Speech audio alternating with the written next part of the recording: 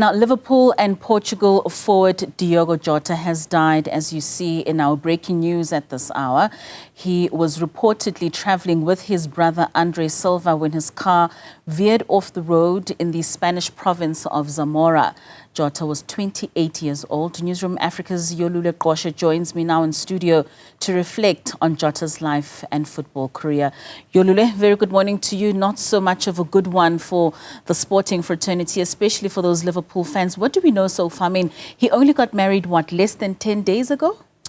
Yes, a very good morning to you, Katleko, as well as to our viewers at home. Yes, it's a tragic story, unexpected one at that. I could see it was a bit frantic in the newsroom as well. I saw on social media people are, saying and hoping that it's not true. But once the more reputable media outlets started coming out with the story, then it starts to set in. And I think the story, by the time I came into studio to now, I don't think it has changed too much. It's still what you've just said in the intro, that they do know that he was traveling with his brother at the time of his passing. They were in Spain, at the time, northern Spain. And I think that is because now it is a time for footballers to go off on their usual holidays for quite a bit of time. And Spain is usually one of those more popular destinations for footballers to go and have some downtime. And so it's very tragic for that particular instance to then happen at a time where you're just trying to get your mind off of football, having had such a busy season with both his club side, Liverpool, a successful one that is, having won the league there, as well as with his international side, Portugal, where he was also successful. So when just touching on his career, I mean, you say it was quite a successful league that he enjoyed in the last bit. I mean, he's been described as someone who's got those explosive pace, a dribbling ability like no other, and those clinical finishes. Talk to us about where this career started to where it has now tragically ended. I mean, we'll start at the beginning. I mean, something interesting about Diogo is that from the very beginning, he wanted to distinguish himself with the other players with a similar name to his. So in Portugal, I gather, there are lots of Diogos, there are lots of Silvas. So he took the decision to call himself Jota instead of Diogo Silva.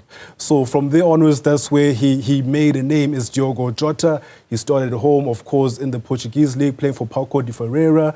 And then after that, made a move to Spain with Atletico de Madrid. Didn't quite work out. He was then loaned back to Portugal and played for the Giants, the FC Porto. And from there, he got himself to England and he played for Wolverhampton Wanderers. He helped Wolverhampton Wanderers get up to the top tier of English football. And then when he did get the team to English football, he kicked on a gear. And that's when the likes of Liverpool came calling for him. And even there, he's come through. He's been a cult hero to the supporters. They've loved the energy, the explosiveness that he has.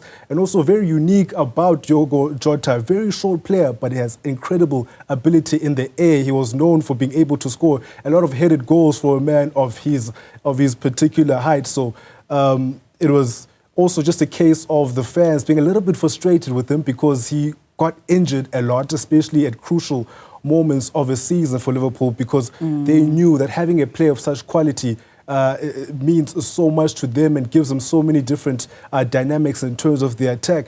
And it's tragic that it happens at this time because it seems like a very happy moment in his life. He just got married about 10 days ago. That follows a string of other successes. I mean, for Liverpool, he just won his first ever Premier League title with Liverpool.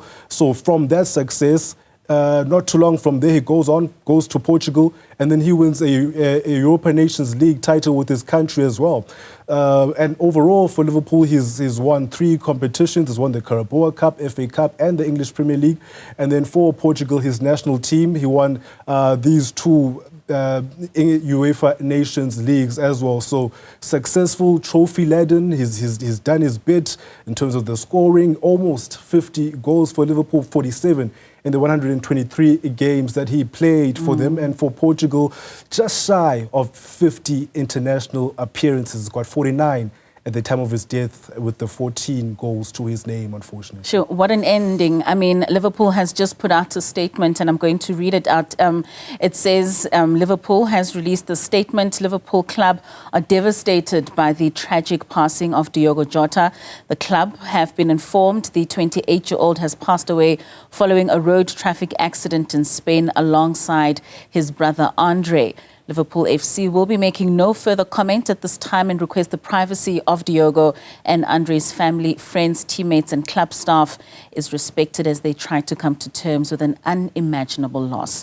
We will continue to provide them with our full support. Now, you also mentioned how much of a fan base he had cultivated for Liverpool. What do you think him now not being present there will do for the morale of the team, especially with the fans that loved him so much on the field? Oh, they'll be absolutely devastated. He was an avid gamer as well. He had his own gaming on the esports, had his own team there. That just shows you another side of his character off the field. He's a joyful character. He's a playful character as well. So imagine what type of character then he is in the changing room amongst those players. How much joy, how much fun spirits that he brings within his team. And it's also sad because it happens at a time, where the team are about to come back to begin their pre-season. This is a time where these next 2 weeks, a lot of players are going back to their respective club sides to begin preparations for their respective league campaigns. Others will be veering off for trips to the USA and Asia. But at first, they start at home and they have those medical tests. It's like a reunion for the players. They catch up. Where have you been this holiday? How was your holiday? And I can imagine that there's going to be a bit of hollowness in that dressing room for Liverpool. And of course, with the fans, they always wanted more of him. They couldn't get enough of him in terms of their appearances. Even last season, just 35 appearances where he could have, played a bigger role if he was fit for the majority of the season. So I imagine it's going to be a devastated changing room. And a somber mood when the players do return. Most certainly. We do have more statements that have come out, Yolulwe. This one is from the Spanish police, and they're saying that a road accident occurred at 12:30 a.m. this morning at kilometer 65 of the A52 motorway in the municipality of Canadilla in Zamora.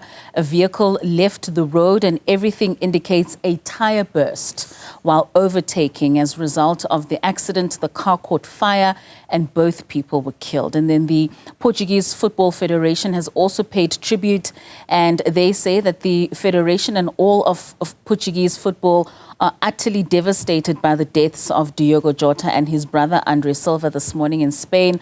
Far beyond being an exceptional player with nearly 50 caps for the national team, Diogo Jota was an extraordinary person, respected by all teammates and opponents, someone with a contagious joy and a reference within his own community. On behalf of the Portuguese Football Federation, I express our deepest condolences to the family and friends of Diogo and Andre Silva, as well as the Liverpool FC and the FC Penafiel, the clubs where the players respectively performed. The Portuguese Football Federation has also requested UEFA to observe a minute of silence this Thursday before their national team's match against Spain in the Women's European Championship, and saying that we have lost two champions. The passing of Diogo and Andre represents irreparable losses for the Portuguese football, and will do everything to honour their legacy daily. His brother also there, a football player himself, that the nation has lost. Yolulwe, thank you so much for your time and for giving us this tribute.